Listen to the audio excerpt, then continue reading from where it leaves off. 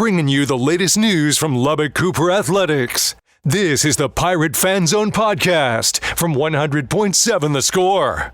Welcome back into the high school fan zone. The Lubbock Cooper Pirate Fan Zone starting up here on 100.7 The Score and the 100.7 The Score mobile app. I'm Chois Woodman filling in for Randy Rosetta tonight, and we are glad to be joined by Coach Chip Darden this evening. Coach Darden, appreciate your time.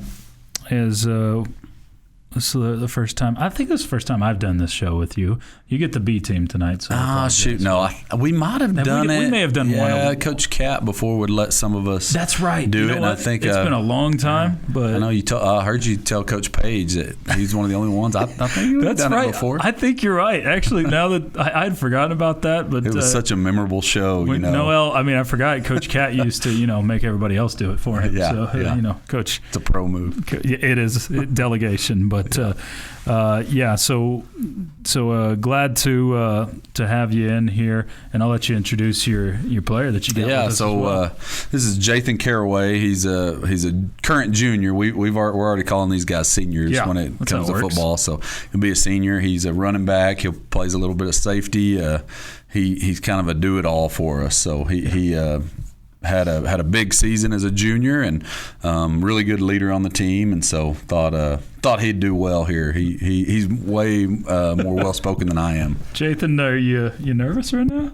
No, not at all. Okay, good. I'm just hanging around you. That's good. That's good. I'm just checking, and there's nothing to be nervous about. So, we'll get into a few different things. Spring football, obviously, off season, those sorts of things in the works. A brand new football district for you guys, which is always fun to see some different teams and how that looks. But Coach Darden, starting with the off season, what's the off season look like over at Lubbock Cooper right now? Yeah, we kind of approached it a little differently this year. Our late November right into Christmas, we were a little more laid back and more kind of learning the processes that we're going to do and kind of the daily routine more than anything. We didn't really just hit it hard. And then we came back after Christmas. We're getting after it a little bit more. It's been I think a good off season so far. There's like every program in the state is getting stronger and faster, and that's what off season's all about. But I think we've done a good job with some of the culture stuff and doing a little bit of football here and there as far as meeting time that we haven't done in the past. We've given football a break in the past, and we're doing a little bit more of it, a little bit more film study, and we're on block schedule currently, so we have to fill 30 minutes a day of non-activity to fall within the 300-minute rule. So I think we're in the past we've given study hall time, and we still do, but we're a little more football, and so I think that's been good. I think the kids have been a little more engaged. And Jathan, this was for you, but same thing with the off season. Do you agree with Coach? The kids are engaged. How's that all going for you? Oh yeah, it's a lot better than last year. Honestly, I came back from baseball last year to the off season, and kids weren't as into it maybe, but this year we're learning more football, getting into it, and the kids are a lot better now, and I think we're ready for next year already. So you guys. Won a playoff game last year, had to fight to get to the playoffs, but you're able to beat a pretty good El Paso del Valle team.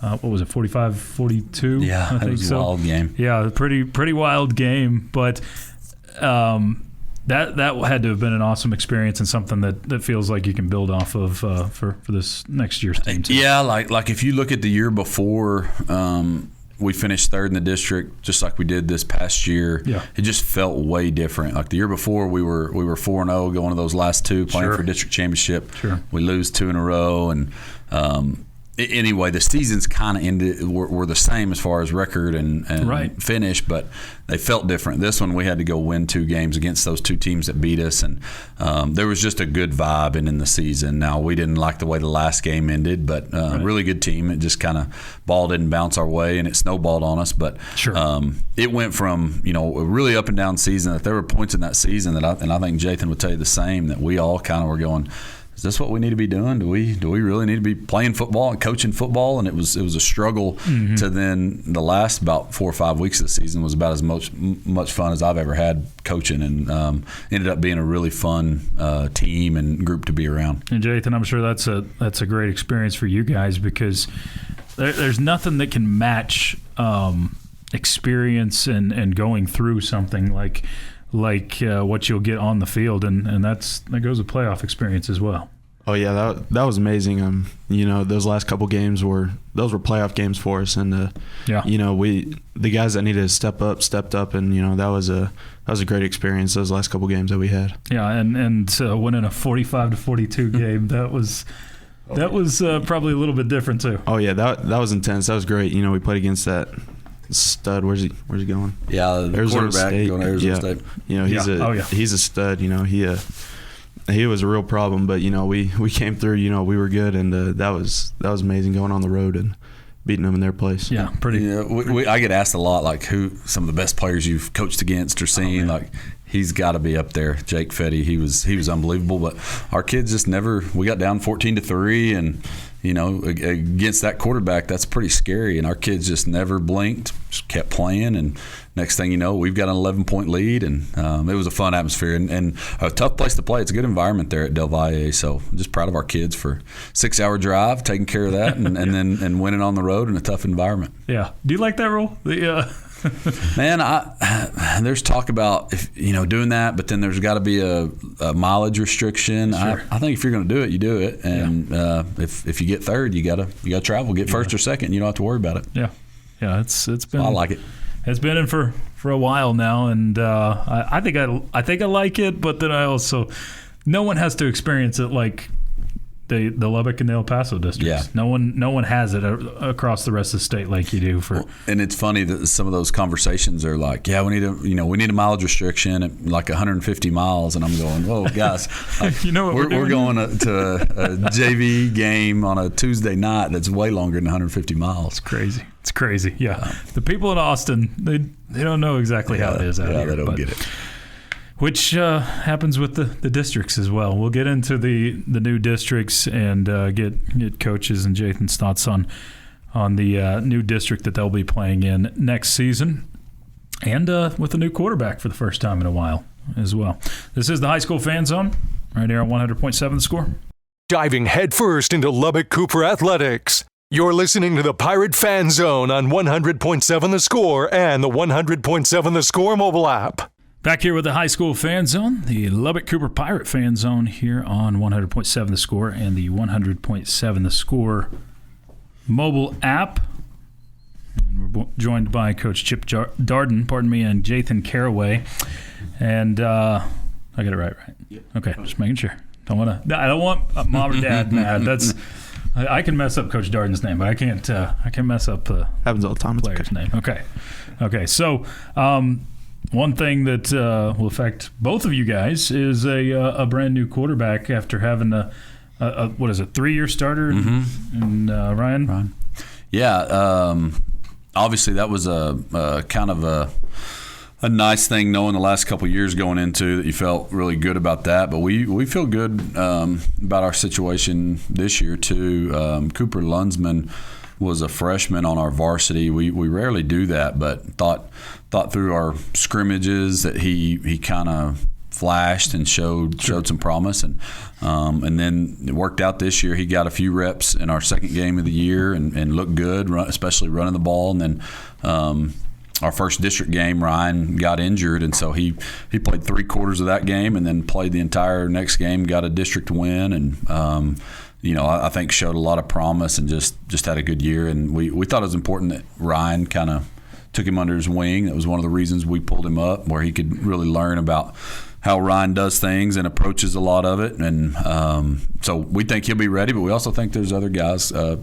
Carson Castillo was a JV quarterback of ours that did a really good job, and there's Blake Moore's played a little bit of it. He's a starting safety for us and a really good player. So we think there's guys that can fill some roles, and it might look a little bit different, but we think we can be very productive at that spot. So this past season, you guys had some ups and downs, obviously. You mentioned the way the previous season finished was not as strong. It's kind of weird how that can just change the feelings on things. Obviously, y'all start with a really tough team, and Lucas Lovejoy. You go through some more local teams in Coronado and beat Tascosa by a touchdown and win that last second one again at Friendship, and then you get to the district play with Plainview and open with a loss that surprised some people, and then you lost 3 out of 4 to open the district slate, but then won the final 2 that you had to go get. So it was kind of one of those up and down seasons. Lots of close games throughout on both sides. So what I guess the question I'll ask both of you is, what did you learn the most from last season that you can build off of? And we can start with you, Jathan. But what did y'all learn from those experiences last year that you can take with you this year?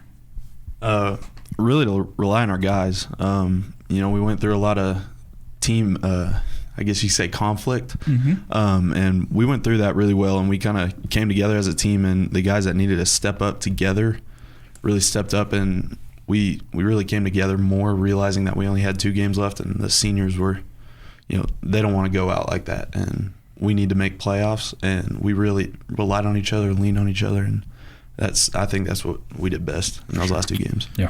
Yeah, I think Jathan's part of our leadership council. Our leadership council, kind of when things were going bad, that's a great time to lean on them and kind of get a feel for what's happening in the locker room. And the vibe's never going to be great when you're losing, but we're able to get some ideas and some things that could kind of help the team gel a little bit better. And I think we did that. I think our leadership council and captains had a big say in turning the season around. And then you had guys like Ryan Rodriguez we've talked about. He's not a big vocal guy. He just does things the right way. Well, he kind of turned into more of a vocal leader. I noticed that when we went to Wichita Falls, first time he really addressed the team after we walked the field, and it worked. And I think we had a team that kind of started, it's the cliche, everybody talks about it, but we had a team that cared about each other, and you could see that flip, and I think that's something that I learned. I lean on those leaders earlier in the year and not wait till things are going bad. It's a cliche that everybody talks about, but it's definitely noticeable if you have a team that is not attached to each other. That's exactly right. I mean, it's definitely one that if you don't have guys that are doing it for the guy next to them, then it shows on the field for sure. So it's good to have a group of guys like that, and hopefully you have that group that's built into this year's group in 2026. We'll talk about 2026 and what that district looks like from a football standpoint from Coach Darden coming up next. This is the Lubbock Cooper Pirate Fan Zone, part of the high school fan zone on 100.7 The Score. Your inside look into Lubbock Cooper sports. This is the Pirate Fan Zone on 100.7 The Score and the 100.7 The Score mobile app. Thanks for hanging out with us on a Wednesday night. It's the High School Fan Zone on 100.7 The Score and the 100.7 The Score app. Visiting with Coach Chip Darden and Jathan Caraway of the Lubbock Cooper football team. The Pirates coming off of a season where they went 7-5 overall, won a playoff game, but looking to build and be even better in the 2026 campaign. And it'll be in a brand new district. Obviously, there's a lot of movement around 5A in this area, as we have Friendship dropping down to 5A, but that's D1. You have Memorial, a new school there. So there's a lot of movement going on, including Coronado dropping down to 5A D2, which will be an opponent for you guys this year. Abilene Cooper's in the district, Abilene Wiley, so some familiar faces there. You get Wichita Falls Legacy, Wichita Falls Memorial, along with Paladuro out of Amarillo, who's got a pretty good team up there, and a stud receiver, I believe, up there too. So it's a district that's going to take you kind of all over the place, but one that I think will be pretty entertaining for the football fans in West Texas. Yeah, a lot of them are the same. We lost Plainview; they dropped down to 4A, and then added Coronado, and then the other 6 are the same. Else, so kind of familiar. When we went into that district 2 years ago, we weren't familiar with a lot of the teams. That's right. It's the first time we've ever played Paladuro, and I like our team, and I'm always gonna believe in our team, and I do. But when you look at the rest of them, Paladero won the district. I was pretty impressed that I didn't think somebody would go 6-0 in our district, and they did it. And we battled them. That 3-point game they scored with about 20 seconds left in the game to beat us. It was a nail biter, but we go up there to end the season, and I just think it kind of runs through them. They went 9-1 in the regular season last year. They lost their first game to Tascosa and then ran the table, and they got almost everybody back. They're going to be really tough to beat. Quarterback is one of the best players any classification around here, and but it's a good district. It's going to be a fun district. I think very competitive, and we're excited about that challenge. We're excited because we don't have the Week 11 open week. We got it right in the middle, so we are that Week 11 open week's brutal. I feel like y'all have gotten that too many times over there, but you want that open week to be as centralized as possible. So that's got to be pretty welcome. Do y'all even notice that as players when the open week is, or do you start to feel it by the end of the year? If it's last week, man, it's rough. Yeah. Especially for a running back that's taking a beating. That's taking a beating every. So you're a running back, but you also play some defense. You can do quite a bit of both ways this year, or do you get to decide that? Well, that's not really up to me. That's up to Coach Reed on the defense. But yes, he is. He is. Yes, I am. I'll just be doing what I'm told to and flying around. So what do you like better, offense or defense? Man, you put me on the spot. Yeah. The offense for sure, though. Okay. You scoring the touchdown. You get to score a touchdown. Well, I didn't know. Some guys like to light people up a little bit more than. Hey, man, I'm lighting people up. Okay. On offense. On offense too. That's good. Lower the boom into as a running back. You don't look like some small kid to handle to try to bring down. So. That's Jathan's good. He lets us coach him hard. I probably coached him harder than any kid we had on the team this year, and he responds, and you can tell by how he's answering this. He just does whatever is asked, and he lets us coach him hard. He's fun, and he took big strides on the physical part of his game sophomore to junior year. He turned into a really physical football. He's always been fast and athletic, and turned into a physical player his junior year. And I think that'll just a full off season will really help him, and I think he's going to be a pretty big force in our district.